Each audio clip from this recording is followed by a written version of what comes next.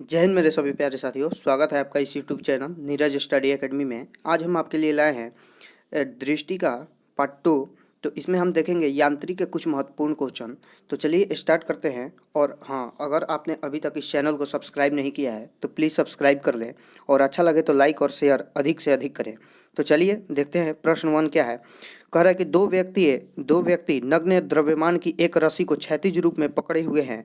20 kilogram का एक द्रव्यमान रस्सी के मध्य बिंदु पर रख दिया जाता है, जिसके परिणाम स्वरूप रस्सी क्षैतिज सीधी से विचलित हो जाती है। तो रस्सी को पूरी तरह से सीधा करने के लिए आवश्यक तनाव कितना होगा? तो इसमें होगा कितना, तो देख लेते हैं। इसमें 200 न्यूटन होगा। कितना होगा? 200 न्यूटन। चलिए नेक्स्ट क्वेश्चन पे चलते हैं। नेक्स्ट क्वेश्चन है, निम्नलिखित कथनों पर विचार कीजिए। कथन कह रहा है कि एक पिंड जो संतुलन में है पर कोई नेट आघूर्ण नहीं होता।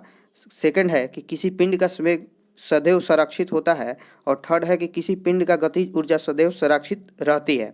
तो इसमें हम बता दें कि ऑप्शन होगा आपका, इसमें होगा केवल 1 और 2। क्या होगा? केवल 1 और 2 होगा कि एक पिंड जो संतुलन में है पर कोई नेट आघूर्ण नहीं होता। और इस सेकंड है कि किसी पिंड का संवेग सदैव संरक्षित होता है। तो चलिए नेक्स्ट क्वेश्चन पे चलते हैं। नेक्स्ट क्वेश्चन है हमारा क्वेश्चन नंबर 3। थोड़ा सा जूम कर लेते हैं कि अच्छा दिखे। चलिए क्वेश्चन कर रहा है कि एक व्यक्ति किसी घर्षण रहित क्षैतिज धरातल पर खड़ा है। इस धरातल पर एक निश्चित दूरी तक वह कैसे आगे बढ़ सकता है? तो वह कैसे आगे बढ़ सकता है? तो वो छींक कर आगे बढ़ सकता है। कैसे छींक कर आगे बढ़ सकता है? नेक्स्ट है कि निम्नलिखित में से किसका सहित केंद्र वस्तु को बाहर होता है? निम्नलिखित में से किसका सहित केंद्र वस्तु के बाहर होता है? तो किसका होता है? तो ये रिंग विलय का होता है। किसका होता है? रिंग विलय का सहित केंद्र वस्तु के बाहर होता है। नेक्स्ट है, दो समान द्रव्यमान की वस्तुओं की गतिज ऊर्जाओं का अनुपात 4:9 है। तो उनके वर्गों का अनुपात कितना होगा? तो इसके वर्गों का अनुपात, जैसे इसको काटेंगे तो 2 2 जा 4 और 3 3 जा 9 हो जाएगा। तो इसका राइट आंसर हो जाएगा 2:3। चलिए नेक्स्ट क्वेश्चन पे चलते हैं। निम्नलिखित में से कौन सी एक सदिश राशि है? कह रहा है कि निम्नलिखित में से कौन सी एक सदिश राशि है? तो संवेग जो है ये एक सदिश राशि है। क्या है? संवेग जो है ये एक सदिश राशि है। नेक्स्ट है कि निम्नलिखित में से कौन सी सदिश राशि है? तो इसमें से कह रहे हैं कि सदिश राशि कौन सी है? Question number 7। तो इसमें विस्थापन जो है ये एक सदिश राशि है। चलिए नेक्स्ट क्वेश्चन पे चलते हैं। पदार्थ के स्वेग, मोमेंटम और वेग के अनुपात में कौन सी भौतिक राशि प्राप्त की जाती है? पदार्थ के स्वेग जिसको मोमेंटम बोलते हैं और वेग के अनुपात में कौन सी भौतिक राशि प्राप्त की जाती है? तो ये प्राप्त की जाती है द्रव्यमान। क्या होगा? द्रव्यमान प्राप्त की जाती है। नेक्स्ट है, हवाओं की ऊर्जा होती है। हवाओं की ऊर्जा कैसी होती है? तो हवाओं की ऊर्जा जो होती है ये केवल गतिज ऊर्जा होती है। कैसी होती है? केवल गतिज ऊर्जा होती है हवाओं की। चलिए नेक्स्ट क्वेश्चन पे चलते हैं। वॉशिंग मशीन जिसको प्रक्षालन मशीन भी बोलते हैं, तो वॉशिंग मशीन का कार्य सिद्धांत है। क्या कार्य सिद्धांत है वॉशिंग मशीन का? तो वॉशिंग मशीन का जो कार्य सिद्धांत है वो है अपकेंद्रण। क्या है? अपकेंद्रण है। नेक्स्ट है, एक ट्रेन जैसे ही चलना आरंभ करती है उसमें बैठे हुए यात्री का सिर पीछे की ओर झुक जाता है। इसका कारण क्या है? तो इसका कारण है स्थिरता का जड़त्व। क्या होता है? इसका कारण है स्थिरता का जड़त्व। ये क्यों होता है कि जैसे ट्रेन चलने लगती है तो आदमी मतलब रिलैक्स हो जाता है, तो उसमें स्थिरता का जड़त्व आ जाता है इसके कारण। चलिए नेक्स्ट क्वेश्चन पे चलते हैं। नेक्स्ट क्वेश्चन है, एक ट्रक, एक कार और एक मोटरसाइकिल की गतिज ऊर्जाएं समान हैं। यदि उसमें अवरोधक बल लगाए जाए और वे क्रमशः एक्स, वाई और जेड दूरी पर रुके तो क्या होगा? कह रहा है कि एक ट्रक, एक कार और एक मोटरसाइकिल की गतिज ऊर्जाएं समान है। जब समान है बोलेगा तो इसमें इक्वल टू हो जाएगा, X equal to Y equal to Z हो जाएगा। चलिए नेक्स्ट क्वेश्चन पे चलते हैं। नेक्स्ट क्वेश्चन है हमारा क्वेश्चन नंबर 13। क्वेश्चन नंबर 13 कह रहा है कि तेल से अशांत भरा हुआ तेल का एक टैंकर समतल सड़क पर आगे की ओर एक समान त्वरण से जा रहा है। तेल का मुक्त पृष्ठ तेल का मुक्त पृष्ठ जो है वो कैसा होगा? तो ये होगा परवलयीय वक्र का आकार का होगा। कैसा होगा? परवलयीय वक्र का आकार का ये होगा, क्योंकि परवलयीय वक्र का आकार का होगा। देखते हैं कि जो भी तेल का टैंकर होता है वो गोल की तरह होता है, तो उसको बोलते हैं परवलयीय वक्र का आकार का होगा। ठीक है, चलिए नेक्स्ट क्वेश्चन पे चलते हैं। निम्नलिखित कथनों पर विचार कीजिए। कथन कर रहा है कि एक तीक्ष्ण वृत्ताकार पथ पर त्रिव से जाता हुआ 4 पहिए वाला वाहन है। ठीक है, तो ये क्या होगा? तो इसका राइट ऑप्शन हो जाएगा 14 नंबर का ए 1 और 3। कौन सा हो जाएगा? 1 और 3 हो जाएगा। इसमें होगा कि बाहर पहिए पर उल्टेगी, बाहरी पहियों पर उल्टेगी, और फिर हो जाएगा कि बाहर की तरफ फिसलेगी। क्या कह रहा है क्वेश्चन कि एक तीक्ष्ण वृत्ताकार पथ पर तीव्र गति से जाता हुआ 4 पहिए वाला वाहन क्या होगा? तो ये बाहर पहियों पर उल्टेगा और बाहर की तरफ फिसलेगा। चलिए नेक्स्ट देखते हैं। त्वरण ज्ञात करने का सही सूत्र क्या है? तो त्वरण जो ज्ञात करने का सही सूत्र है वो है a = v-u/t। क्या है? a = v-u/t। और ये काफ़ी बार एग्जाम में पूछ भी चुका है। देख सकते हैं कि ये यूपीएससी प्री में पूछा है 2003 में, और भी एग्जाम में पूछ चुका है। चलिए नेक्स्ट पे चलते हैं। न्यूटन का पहला गति का नियम संकल्पना देता है। न्यूटन का पहला गति का नियम किसकी संकल्पना देता है? आप लोग कमेंट करके बताइए। तो ये हो जाएगा जड़त्व का संकल्पना देता है। किसके? जड़त्व का संकल्पना देता है। नेक्स्ट है रॉकेट किस सिद्धांत पर कार्य करता है? रॉकेट किस सिद्धांत पर कार्य करता है? तो रॉकेट जो कार्य करता है वो न्यूटन के तृतीय नियम पर कार्य करता है। किसके? न्यूटन के तृतीय नियम पर रॉकेट कार्य करता है, क्योंकि रॉकेट जब जैसे जाता है आकाश में तो वो पहले नीचे की ओर आता है फिर ऊपर की ओर जाता है। तो ये न्यूटन का तृतीय नियम है। ठीक है, नेक्स्ट क्वेश्चन पे चलते हैं। पत्थर को ठोकर मारने से व्यक्ति को चोट लगने का कारण है। पत्थर को ठोकर मारने से व्यक्ति को चोट लगने का कारण है। क्या कारण है? तो ये जो कारण है ये प्रतिक्रिया है। क्या है? प्रतिक्रिया है। चलिए नेक्स्ट पे चलते हैं। एक समान गति वाला पिंड क्या कैसा हो सकता है?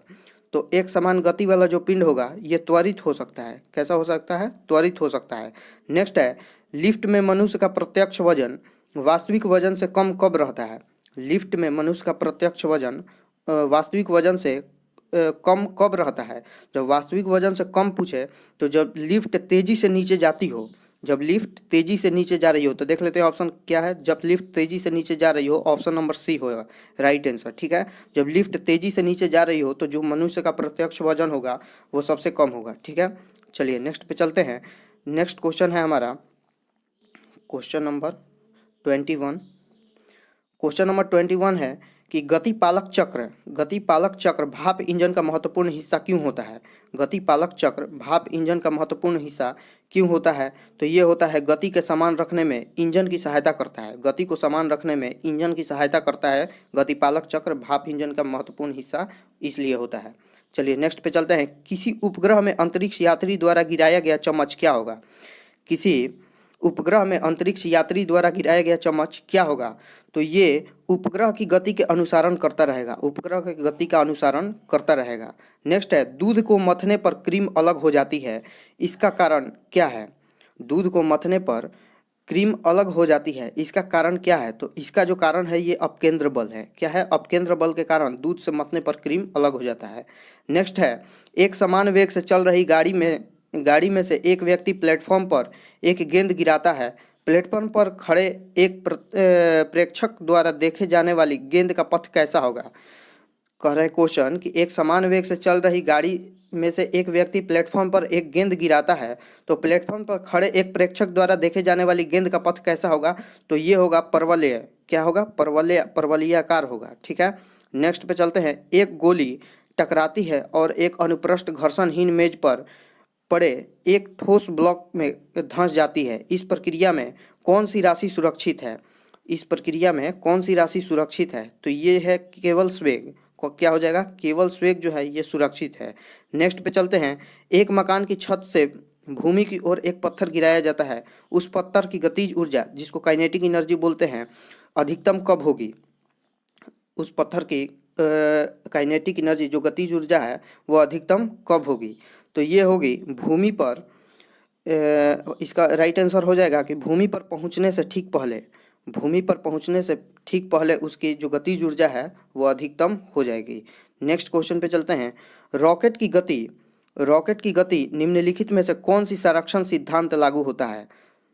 क्वेश्चन कह रहा है कि रॉकेट की गति निम्नलिखित में से कौन सा संरक्षण सिद्धांत लागू होता है?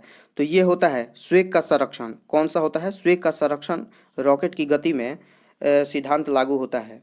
नेक्स्ट क्वेश्चन पे चलते हैं। क्वेश्चन नंबर 28 है, निम्नलिखित में से किसने न्यूटन को पूर्व ही बता दिया था कि सभी वस्तुएं पृथ्वी की ओर गुरुत्वाकर्षित होगी? न्यूटन से पहले कह रहे हैं कि न्यूटन से पहले किसने बताया था कि सभी वस्तुएं जो हैं वो पृथ्वी की तरफ गुरुत्वाकर्षित करेंगी? तो ये बताया था ब्रह्मगुप्त ने। किसने बताया था? ब्रह्मगुप्त ने बताया था। नेक्स्ट है, गुरुत्वाकर्षण का सिद्धांत किसने दिया था? गुरुत्वाकर्षण का सिद्धांत किसने दिया था? तो सर आइजैक न्यूटन जो थे ये गुरुत्वाकर्षण का सिद्धांत दिए थे। नेक्स्ट पे चलते हैं, अंतरिक्ष यात्री निर्वात में सीधे खड़े नहीं हो सकते। अंतरिक्ष यात्री निर्वात में सीधे खड़े नहीं रह सकते, क्योंकि क्यों नहीं खड़े रह सकते? क्योंकि यहाँ पर गुरुत्व नहीं होता है। क्या होता है? गुरुत्व नहीं होता है अंतरिक्ष में, इसलिए सीधे खड़े नहीं हो सकते। चलिए नेक्स्ट क्वेश्चन पे चलते हैं।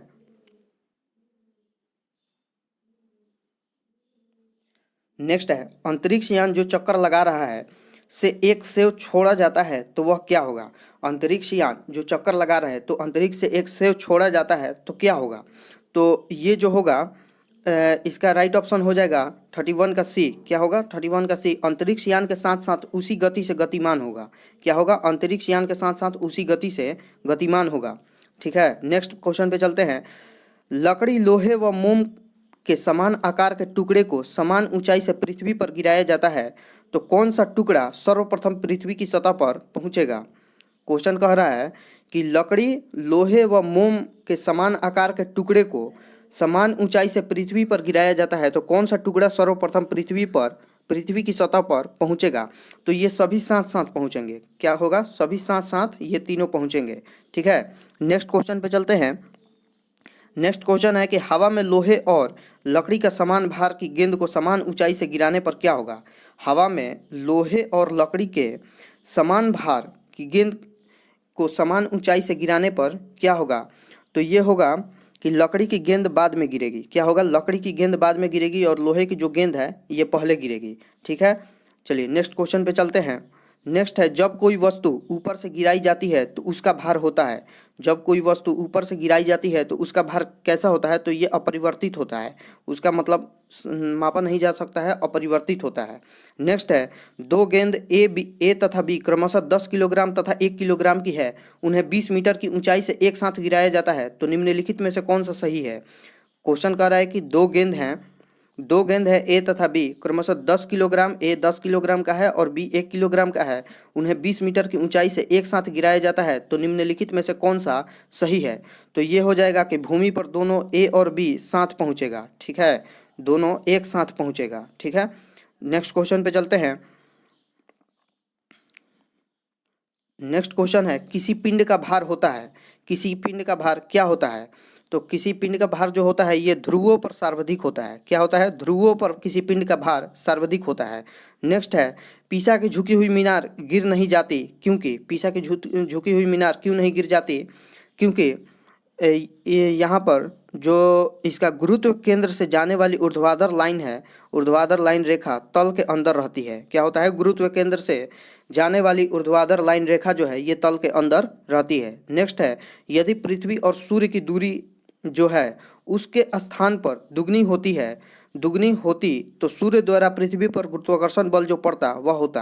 क्वेश्चन कह रहा है कि यदि पृथ्वी और सूर्य की दूरी जो है वर्तमान में जो है उसके स्थान पर अगर दुगनी होती तो सूर्य द्वारा पृथ्वी पर गुरुत्वाकर्षण बल जो पड़ता वो कैसा होता?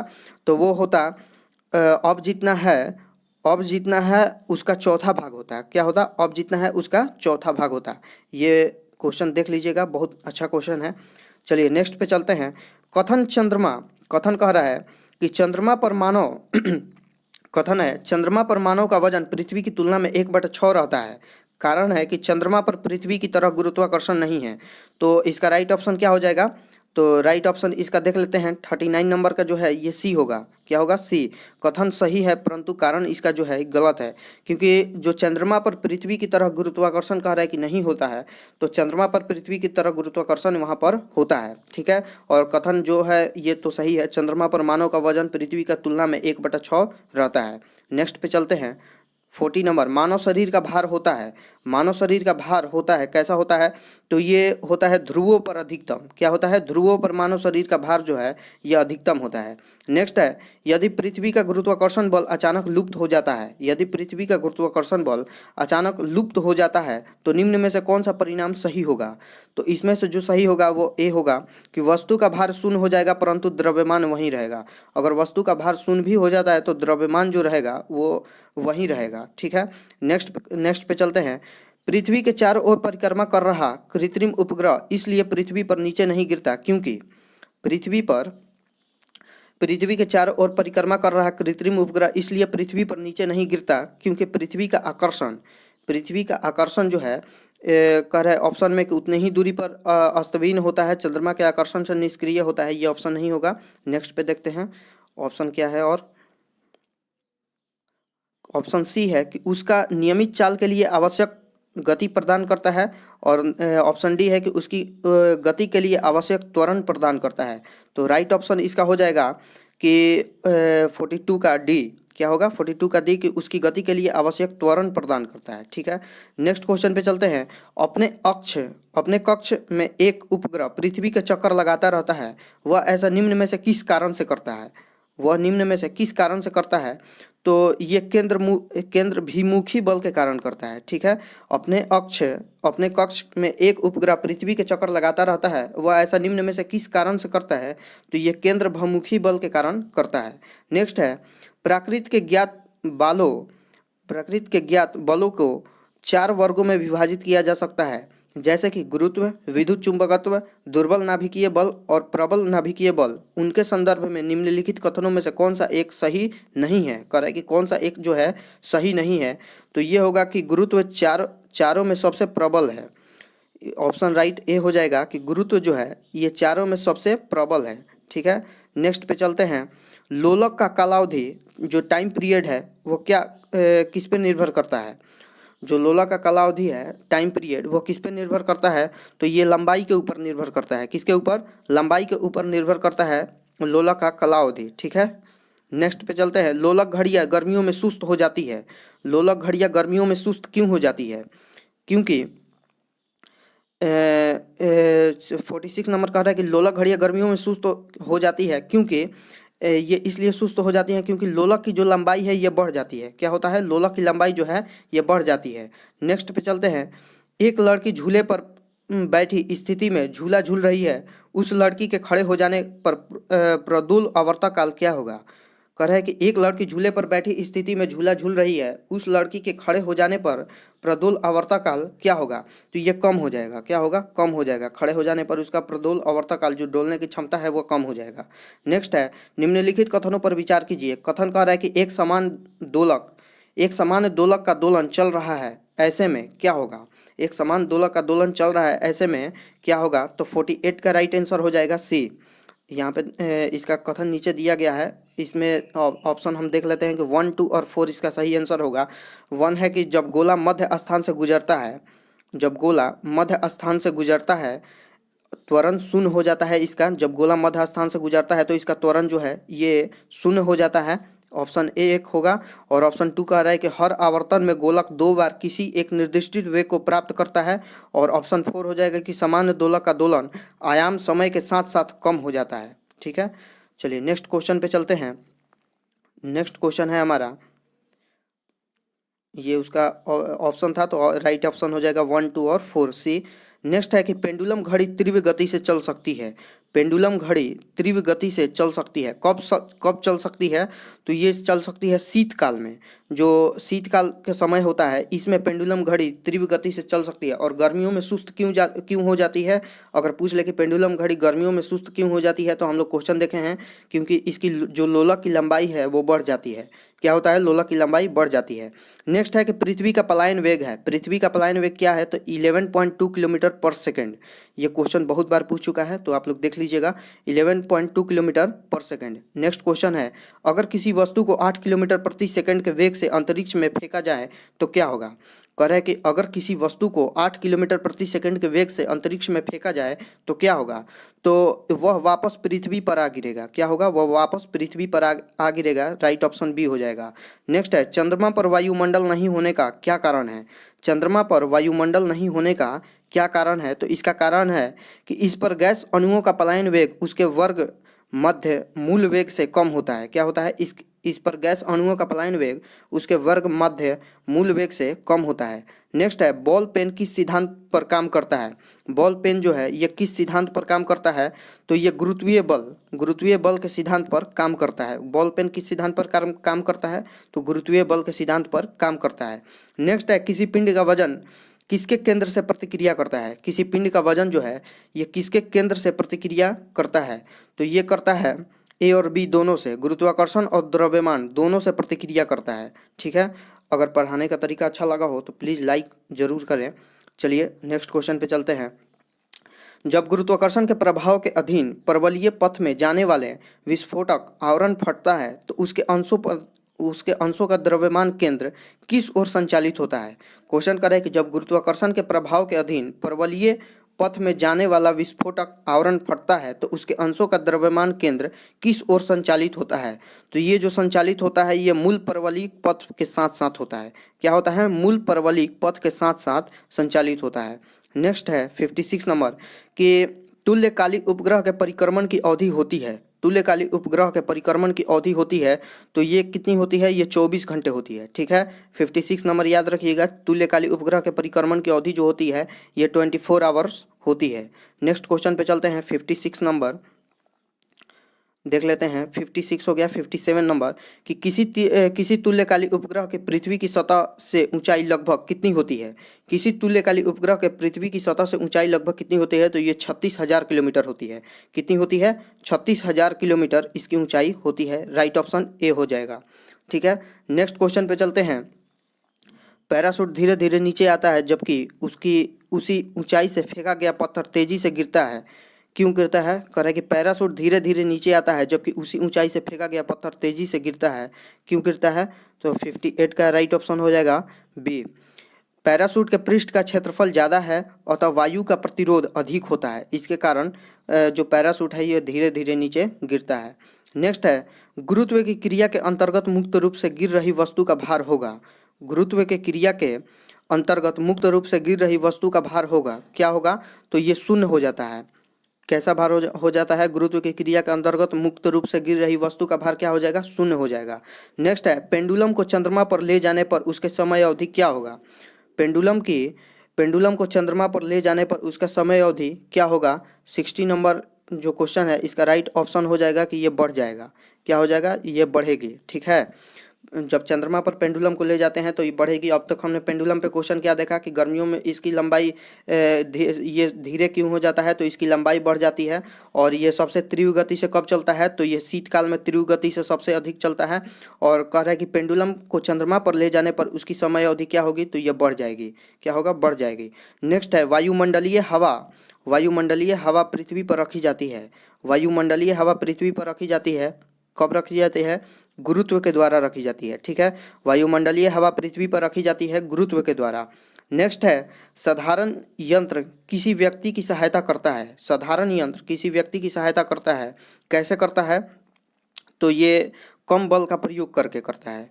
कैसे करता है? कि कम बल का प्रयोग करके भी उतना ही मात्रा में काम करने में ये प्रयोग करता है। तो राइट ऑप्शन बी हो जाएगा। नेक्स्ट है, एक व्यक्ति एक संवेदनशील तराजू पर खड़ा है। यदि वह गहरी सांस अंदर लेता है तो तराजू की रीडिंग क्या होगी? ये घटेगी। क्या होगा? घटेगी। एक व्यक्ति है एक संवेदनशील तराजू पर खड़ा है, यदि वह गहरी सांस अंदर लेता है तो तराजू की रीडिंग क्या होगी? घटेगी। अगर पूछ लेगा कि बाहर छोड़ता है तो उसमें बढ़ जाएगी। ठीक है, तो ऑप्शन राइट बी हो जाएगा। ठीक है, नेक्स्ट क्वेश्चन पे चलते हैं। बल जो है ये गुणनफल है। किसका गुणनफल है? एकदम आसान क्वेश्चन है, कमेंट करके बताइए। बल गुणनफल है, किसका गुणनफल है? तो ये द्रव्यमान और त्वरण का गुणनफल है। किसका है? द्रव्यमान और त्वरण का बल गुणनफल है। ठीक है, नेक्स्ट क्वेश्चन पे चलते हैं। 64 हो गया। 65 पे चलते हैं। कह रहे हैं कि ऊर्जा संरक्षण का आशय है। ऊर्जा संरक्षण का आशय क्या है? तो ऊर्जा संरक्षण का जो आशय है, ये ऊर्जा का ना तो सृजन हो सकता है और ना ही विनाश हो सकता है। यही ऊर्जा संरक्षण का आशय है। क्या है? ऊर्जा का ना तो सृजन हो सकता है और ना ही विनाश हो सकता है। नेक्स्ट है कि वायु शक्ति में ऊर्जा का कौन सा रूप विद्युत ऊर्जा में परिवर्तित होता है? वायु शक्ति में ऊर्जा का कौन सा रूप विद्युत ऊर्जा में परिवर्तित होता है? तो 66 का राइट ऑप्शन हो जाएगा गतिज ऊर्जा। क्या हो जाएगा? गतिज ऊर्जा। गतिज ऊर्जा जो है, ये वायु शक्ति में ऊर्जा का कौन सा रूप विद्युत ऊर्जा में परिवर्तित होता है? तो ये गतिज ऊर्जा विद्युत ऊर्जा में परिवर्तित होता है। नेक्स्ट है इलेक्ट्रिक बल्ब की खोज किसने की? तो ये थॉमस एल्वा एडिसन जो थे, थॉमस एडिसन दिया है, तो थॉमस एल्वा एडिसन जो थे ये इलेक्ट्रिक बल्ब की खोज की थी। नेक्स्ट है घड़ी में स्प्रिंग में भंडारित ऊर्जा होती है। घड़ी के स्प्रिंग में भंडारित ऊर्जा होती है, कौन सी ऊर्जा होती है? तो ये स्थितिज ऊर्जा होती है। कौन सी? स्थितिज ऊर्जा घड़ी के स्प्रिंग में भंडारित ऊर्जा होती है। नेक्स्ट है निम्नलिखित में से किसे एक स्नेहक ल्यूब्रिकेंट के रूप में भी प्रयोग किया जाता है? निम्नलिखित में से किसे एक स्नेहक ल्यूब्रिकेंट के रूप में भी प्रयोग किया जाता है? तो 69 का राइट ऑप्शन हो जाएगा ग्रेफाइट। क्या होगा? ग्रेफाइट। ग्रेफाइट को ल्यूब्रिकेंट के रूप में भी, स्नेहक ल्यूब्रिकेंट के रूप में भी प्रयोग किया जाता है। नेक्स्ट है 70 नंबर, निम्न में से कौन सा बल क्षयकारी बल है? निम्न में से कौन सा बल जो है ये क्षयकारी बल है? तो ये घर्षण बल जो है ये क्षयकारी बल है। क्या है? घर्षण बल जो है ये क्षयकारी बल है। नेक्स्ट है सड़क पर चलते समय किसी बैलगाड़ी के पहियों की गति किसका उदाहरण है? किसका उदाहरण है? सड़क पर चलते समय किसी बैलगाड़ी के पहियों की गति किसका उदाहरण है? तो ये 71 का सी ऑप्शन राइट हो जाएगा। स्थानांतरीय और घूर्णीय गति का उदाहरण है। किसका है? स्थानांतरीय और घूर्णीय गति का उदाहरण है। नेक्स्ट है फ्रिक्शन कोण और रिपोज कोण निम्नलिखित में से किस रूप में होता है? फ्रिक्शन कोण और रिपोज कोण निम्नलिखित में से किस रूप में होता है? तो ये जो होता है ये एक दूसरे के समान होता है। क्या होता है? एक दूसरे के समान होता है। राइट ऑप्शन ए हो जाएगा। क्या होगा? राइट ऑप्शन ए हो जाएगा। नेक्स्ट है कि पहियों में बॉल बेयरिंग का काम है। पहियों में बॉल बेयरिंग का काम क्या है? 73 का राइट ऑप्शन हो जाएगा बी। क्या होगा? बी। गतिज घर्षण को बेलन घर्षण में बदलना। क्या होगा? गतिज घर्षण को बेलन घर्षण में बदलना ये पहियों में बॉल बेयरिंग का काम होता है। नेक्स्ट है 74 नंबर देख लेते हैं। 74 नंबर है कथन कह रहा है कि एक पूर्णतः घर्षणहीन पृष्ठ पर खड़ा एक व्यक्ति सीटी बजाने से अपने को गति में ला सकता है। कारण कह रहा है कि यदि किसी तंत्र पर कोई ब्रह्मबल क्रियाशील नहीं है तो इसका स्वेग एच परिवर्तित नहीं हो सकता। तो ऑप्शन में दिया हुआ है, देख लेते हैं कि 74 का क्या होगा। तो ये ए और आर दोनों सही है और आर ए का सही स्पष्टीकरण है। क्या होगा? आर जो है ये ए का सही स्पष्टीकरण है। ठीक है, राइट ऑप्शन बी हो जाएगा, देख लीजिएगा। नेक्स्ट है सड़क पर चलने की अपेक्षा बर्फ पर चलना कठिन है क्योंकि सड़क पर चलने की अपेक्षा बर्फ पर चलना कठिन है। क्यों कठिन है? तो 75 का जो ऑप्शन हो जाएगा डी, बर्फ में सड़क की अपेक्षा घर्षण कम होता है। क्या होता है? बर्फ में सड़क की अपेक्षा घर्षण कम होता है। नेक्स्ट पे चलते हैं। निम्न कथनों पर तथा उससे निकाले गए निष्कर्षों पर विचार कीजिए तथा बताइए कि कौन सा निष्कर्ष सही है। कथन कह रहा है कि भरी हुई बैलगाड़ी को चलाने में उसे चलायमान रखने के लिए आवश्यक ताकत से अपेक्षाकृत ताकत से धक्का देना पड़ता है। निष्कर्ष कह रहा है कि किसी चलयमान वस्तु का भार कम होता है, प्रारंभ में पहिए फिसलने लगते हैं, एक बार गाड़ी चल पड़ने के बाद घर्षण कम होता है, अभ्यास से निपुणता प्राप्त होता है। तो 76 का जो राइट ऑप्शन हो जाएगा वो सी हो जाएगा। क्या होगा? सी हो जाएगा कि कोई भी एक बार गाड़ी चल पड़ने के बाद उसका जो घर्षण है ये कम हो जाता है। ठीक है, तो राइट ऑप्शन सी हो जाएगा। नेक्स्ट है एक व्यक्ति कार में जो विराम में बैठा है, सड़क को कार के 4 पहियों में से प्रत्येक पर प्रतिक्रिया आर है। कह रहे कि एक व्यक्ति कार में विराम बैठा है, सड़क से कार को 4 पहियों में से प्रत्येक पर प्रतिक्रिया आर है। जब कार सीधी समतल सड़क पर चलेगी तो अग्र पहियों में प्रत्येक पर प्रतिक्रिया का क्या परिवर्तन होगा? अग्र कह रहा है, अग्र पहियों मतलब आगे की पहियों में उसका प्रतिक्रिया है जो क्या होगा। तो क्या हो जाएगा इसमें? 77 का राइट ऑप्शन बी हो जाएगा। यह आर से कम हो जाएगा। क्या हो जाएगा? जब चारों पर आर पड़ा है तो इससे कम हो जाएगा जब चलने लगेगी गाड़ी तो। नेक्स्ट है 78 नंबर, लोहे की एक गोला पारद पर तैरता है किंतु पानी में डूब जाता है। लोहे का एक गोला पारद पर तैरता है किंतु पानी में डूब जाता है। कारण कह रहा है कि लोहे का अपेक्षिक घनत्व पारद का अपेक्षिक घनत्व से अधिक होता है। तो 78 का जो राइट ऑप्शन हो जाएगा वो सी हो जाएगा। ए सही है परंतु आर गलत है। ए सही है कि लोहे का एक गोला पारद पर तैरता है किंतु पानी में डूब जाता है, लेकिन आर गलत है कि लोहे का अपेक्षिक घनत्व जो होता है ये पारद के अपेक्षिक घनत्व से अधिक होता है, अधिक नहीं होता है, कम होता है। ठीक है, नेक्स्ट क्वेश्चन पे चलते हैं। नेक्स्ट क्वेश्चन है, लोहे की कील पारे में क्यों तैरती है जबकि वह पानी में डूब जाती है?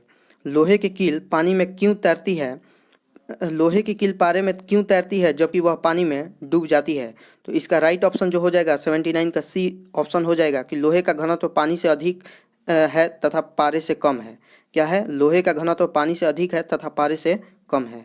नेक्स्ट है, जब कुएं से पानी की बाल्टी को ऊपर खींचते हैं तो हमें महसूस होता है, क्या महसूस होता है? कि पानी की सतह से ऊपर भरी हो गई है। ठीक है, यही महसूस होता है। राइट ऑप्शन क्या हो जाएगा? ए हो जाएगा। क्वेश्चन कर रहा है कि जब कुएं से पानी की बाल्टी को ऊपर खींचते हैं तो हमें महसूस होता है कि बाल्टी पानी की सतह से ऊपर भरी हो गई है। ठीक है, बाल्टी है ये पानी की सतह से ऊपर भरी हो गई है। नेक्स्ट है, एक भारहीन गुब्बारे में 200 ग्राम जल भरा गया है, इसका जल में भार होगा, इसका जल में भार कितना होगा? कह रहा है कि एक भारहीन गुब्बारे में 200 ग्राम जल भरा गया है, एक भारहीन गुब्बारे में 200 ग्राम जल भरा गया है। ठीक है, इसका जल में भार होगा, अगर इसको जल में डालते हैं तो इसका भार क्या होगा? तो इसका भार शून्य हो जाएगा। ठीक है, नेक्स्ट क्वेश्चन पे चलते हैं। बादलों को वायुमंडल में तैरने का कारण क्या है? बादलों को वायुमंडल में तैरने का कारण क्या है? तो ये घनत्व है। क्या है? घनत्व है बादलों को वायुमंडल में तैरने का कारण। ठीक है, नेक्स्ट पे चलते हैं। समुद्र में पलवन करते हुए आइसबर्ग, समुद्र में पलवन करते हुए आइसबर्ग का कितना भाग समुद्र की सतह से ऊपर होता है?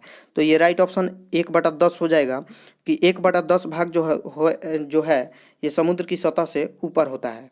नेक्स्ट पे चलते हैं। पानी का एक गिलास, कह रहा है कि पानी के एक गिलास में एक बर्फ का टुकड़ा तैर रहा है, जब बर्फ पिघलता है तो पानी के स्तर पर क्या प्रभाव होगा? जब बर्फ पिघलता है तो पानी का स्तर का क्या प्रभाव होगा?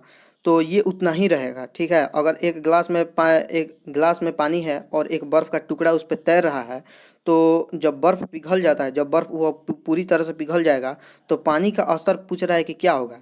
तो ना बढ़ेगा ना कम होगा, ये उतना ही रहेगा। ठीक है, उतना ही रहेगा। नेक्स्ट पे चलते हैं। जब कोई जहाज नदी से सागर में घुसता है तो क्या होता है? जब